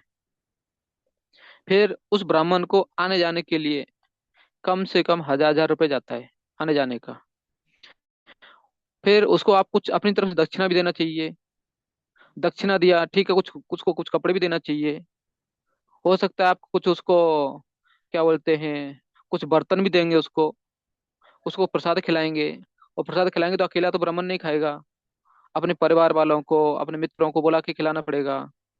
तो कम से कम 50 100 लोग तो ऐसे ही हो जाएंगे आपके खाने वाले ही। फिर अभी यज्ञ चलेगा, यज्ञ जो होना है उसके तैयार 2 दिन पहले करना पड़ेगा। तो मतलब आपका 5 दिन का छुट्टी कंफर्म, 5 दिन छुट्टी लेनी पड़ेगी, क्योंकि 2 दिन पहले और 2 दिन बाद में वाइंड अप के लिए। फिर एक दिन यज्ञ होगा, उसकी सब तैयारी। तो ये क्या होगा, आपको ये यज्ञ लगभग कितना भी कम खर्चा किया, तो भी 50,000 तक जाएगा कम से कम। देखेंगे तो अगर आप 100 लोगों को खिला रहे तो उनको खाने का ही 50,000 तक जा सकता है। तो फिर तो आपका बजट बढ़ जाएगा। तो अगर ऐसा यज्ञ है वो आप कितनी बार कर सकते हैं? हो सकता है कि जीवन में 2-4 बार बस। क्योंकि आजकल बच्चों की पढ़ाई, हमारे अपने खर्चे, फिर अपनी बीमारी, अपनी गाड़ी का खर्चा, घर का खर्चा, सबका ऐसा देखेंगे तो बहुत कुछ खर्चे इतना हो जाता है कि ये बाकी सब करने के लिए पैसा ही नहीं अभी। तो इसलिए प्रभुपाद जी कहते हैं कि जो यज्ञ है वो क्या है, अभी संकीर्तन यज्ञ उतना ही कीजिए बस। हम लोग कई बार देखते हैं, जैसे अभी हरिनाम के लिए कहीं जाते हैं तो क्या हो जाता है, कभी कभी बहुत से ग्रस्त लोग जो उधर आसपास रहते हैं वो लोग पानी दे देते हैं, एक एक बोतल सबको देते हैं पानी पीने के लिए। तो मतलब उनका देखेंगे तो उनको उनका भाग मिलेगा उसमें, क्योंकि उन्होंने पानी पिलाया भक्तों को। तो ये क्या है कि भले ही वो उधर नहीं आ पा रहे हमारे साथ संकीर्तन यज्ञ करने के लिए, लेकिन जो संकीर्तन यज्ञ कर रहा है उनको सेवा कर रहे हैं। कई लोग क्या करते हैं, ग्रस्त वक्त भी संकीर्तन करवाने अपने एरिया में करवाते हैं, तो हम लोग जाते हैं उनके पास। तो और उधर भी देखेंगे तो उनका सत्संग की तरफ से प्रसाद रहता है। तो उससे क्या हो जाता है कि एक व्यक्ति के ऊपर ज्यादा प्रभाव नहीं पड़ता है। और उसमें भी मंदिर, जैसे हम लोग मंदिर से जाते हैं तो हम लोग 4 बजे प्रसाद लेते हैं, और यह जो संकीर्तन रहता है वो 5 बजे 5:30 बजे से चालू होता है। तो उसमें भी ज्यादा फर्क नहीं पड़ता है, लेकिन उससे क्या हो जाता है कि आसपास के लोगों को प्रचार अच्छा हो जाता है।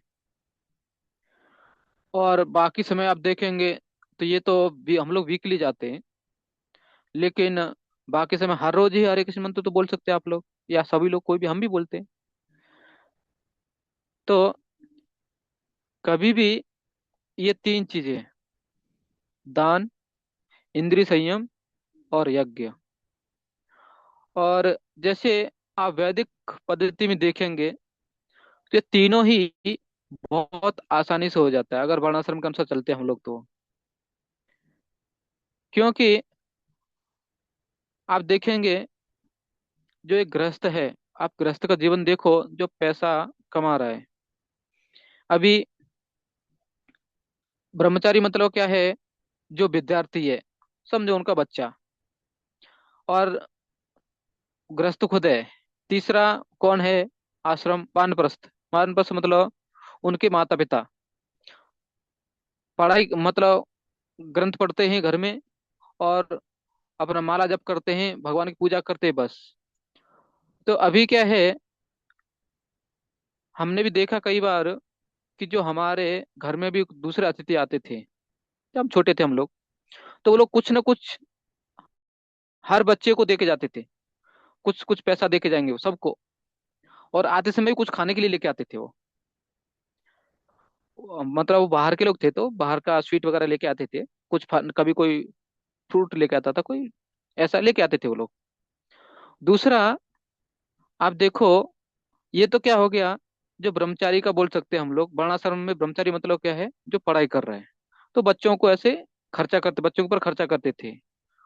और अंत में जब वो व्यक्ति जाता था घर से, तो उस समय जो घर घर में वरिष्ठ लोग थे, बड़े बूढ़े लोग, उनको भी वो पैसा दे के जाते थे कुछ खर्चे के लिए, बच्चों को भी दे के जाते थे थोड़ा थोड़ा। तो ये क्या था, वो जाने अनजाने में दान ही कर रहे वो, उनको पता नहीं दान कैसे करना है। क्योंकि अभी क्या है, गुरुकुल सिस्टम नहीं है, बच्चे घर से बाहर नहीं जा रहे, बच्चे घर में ही पढ़ रहे। और वानप्रस्थ जो जिनका उम्र हो गया है, वो भी घर में ही है, वो बाहर नहीं जा रहे कहीं पर। तो जो वास्तव में खर्चा तो उतना नहीं कर रहे वो लोग, लेकिन जो वैदिक पद्धति के अनुसार होना चाहिए वैसा नहीं हो रहा है। तो अभी देखेंगे तो ये जाने अनजाने में, अगर कोई वैदिक धर्म में, वैदिक क्या बोलते हैं, संस्कृति में है पहले से ही, तो वो आज भी वैसा ही खर्चा करता है जैसा कि उसको करना चाहिए। और जैसे कि यहाँ पर बताया गया था पहले कि एक गृहस्थ को 50% से ज्यादा दान करना चाहिए।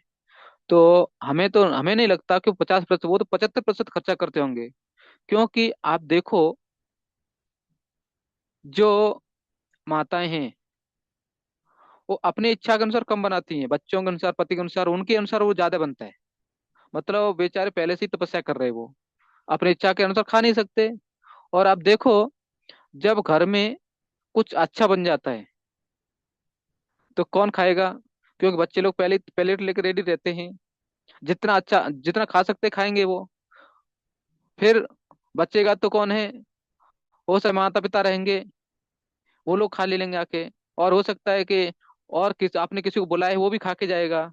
तो आपके पास क्या बचने वाला है? बनाने वाले के पास क्या बचेगा? जो कोई नहीं खाएगा वही बचेगा। तो वही बड़ी तपस्या हो जाती है। फिर अभी आप देखो, समझो ऐसे ही सैलरी का देखेंगे आप, कि जो धन आ रहा है, तो धन में आपके पास क्या बचेगा?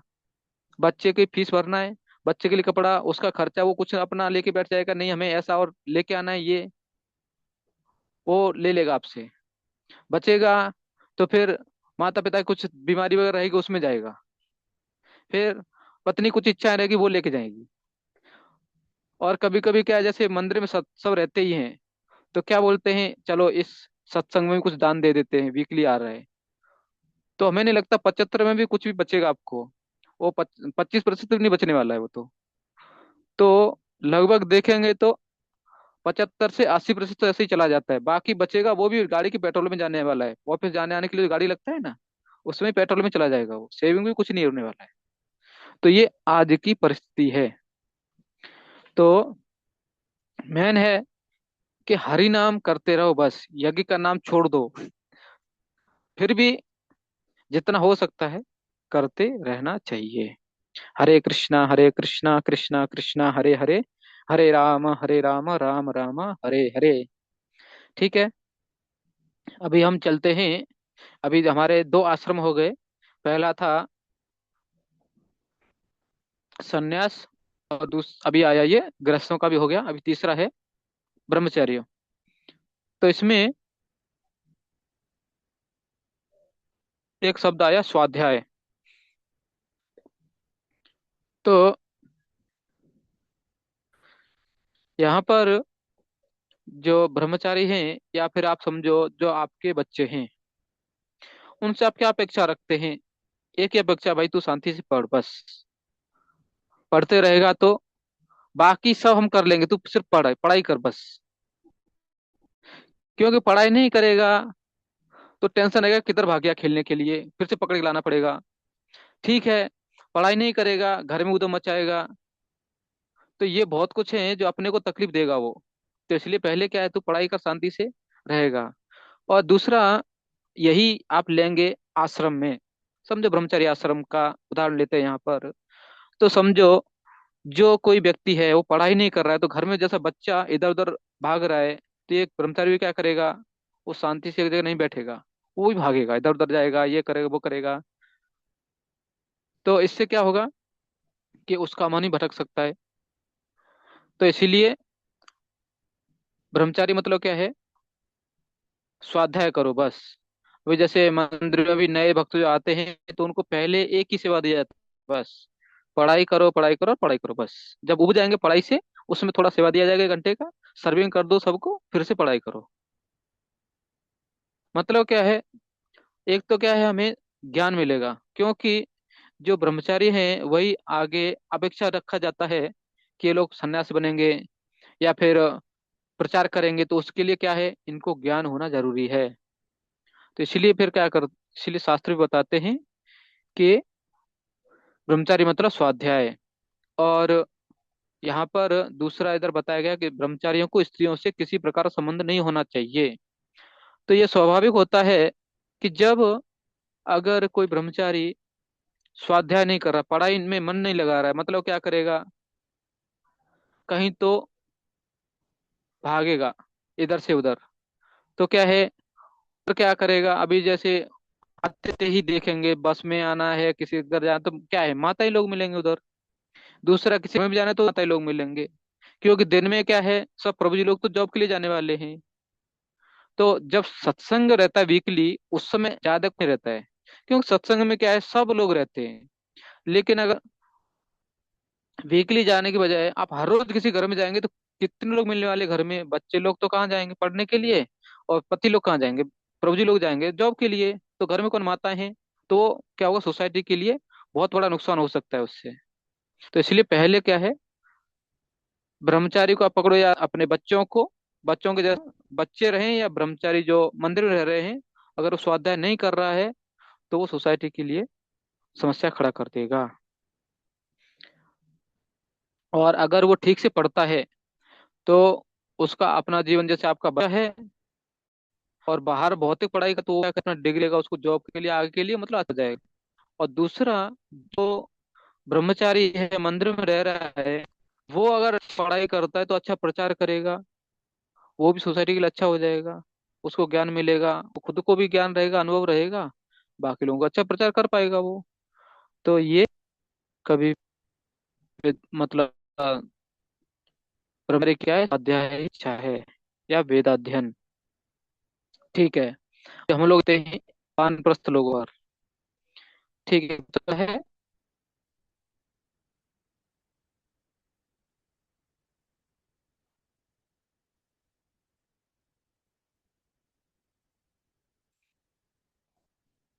दिलीप कुमार प्रभु, कुछ विचार है क्या।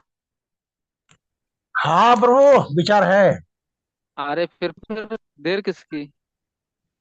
प्रभु आवाज मिल रहा है क्या आपको? पूरा में प्रभु। तपस्या तपस्या वानप्रस्थों के लिए है। मनुष्य को जीवन भर गृहस्थ ही नहीं बने रहना चाहिए। उसे स्मरण रखना होगा कि जीवन के चार विभाग है: ब्रह्मचर्य, गृहस्थ, वानप्रस्थ तथा संन्यास। अतएव गृहस्थ रहने के बाद उसे विरक्त होना चाहिए। यदि कोई 100 वर्ष जीवित रहता है तो उसे 25 वर्ष तक ब्रह्मचर्य, 25 वर्ष तक गृहस्थ, 25 वर्ष तक वानप्रस्थ तथा 25 वर्ष तक संन्यास जीवन बिताना चाहिए। यह वैदिक धार्मिक अनुशासन के नियम है। गृहस्थ जीवन से विरक्त होने पर मनुष्य को शरीर, मन तथा वाणी का संयम बरतना चाहिए। यही तपस्या है। समग्र वर्णाश्रम धर्म समाज ही तपस्या के निमित्त हैं। तपस्या के बिना किसी को मुक्ति नहीं मिल सकती। इस सिद्धांत की संतुष्टि न हो वैदिक साहित्य में की गई है, न भगवत गीता में कि जीवन में तपस्या की आवश्यकता नहीं है और कोई कल्पनात्मक चिंतन करता रहे तो सब कुछ ठीक हो जाएगा। ऐसे सिद्धांत तो उन दिखावटी अध्यात्मवादियों द्वारा बनाए जाते हैं और अधिक से अधिक अनुयायी बनना चाहते हैं। यदि प्रतिबंध हो, विधि विधान हो तो लोग इस प्रकाश आकर्षित ना हो। अतएव जो लोग धर्म के नाम पर अनुयायी चाहते हैं वे केवल दिखावा करते हैं। वे अपने विद्यार्थियों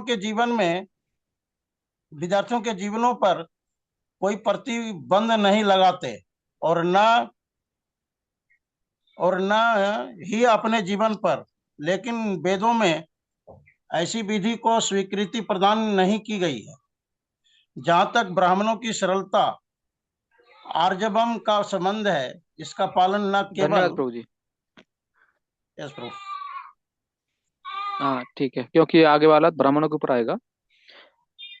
ठीक है, तो ये था वानप्रस्थ लोगों के लिए, तो पहला था सन्यास लोगों का, दूसरा गृहस्थों के लिए, फिर ब्रह्मचारियों का, अभी तीसरा वानप्रस्थ लोगों के लिए है। इनके लिए है तपस्या। तो इसमें एक देखा जाता है, अभी क्योंकि जीवन भर हम क्या करते हैं, जो भी कार्य किए हैं, जिन लोगों से मिले हैं, सबका याद आता है। और दूसरा क्या है कि हाथ पैर चलते नहीं हैं, चलते भी हैं तो बहुत दुखते हैं, और बीमारी बहुत पकड़ लेता है। तो इससे उत्साह मन में बहुत रहता है, जैसे बच्चे को उत्साह रहता है वैसा ही इस उम्र में भी होना चाहिए, होता भी है, लेकिन शरीर साथ नहीं देता है। क्योंकि जैसे बताते हैं कि जो बच्चा रहता है उसमें शक्ति नहीं रहती, धन नहीं रहता, लेकिन उत्साह बहुत रहता है, समय बहुत रहता है उसके पास। लेकिन जब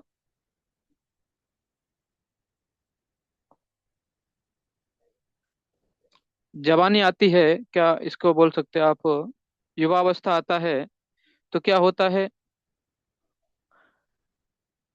उस समय शक्ति रहती है, धन रहता है, उत्साह भी रहता है, लेकिन समय नहीं रहता है।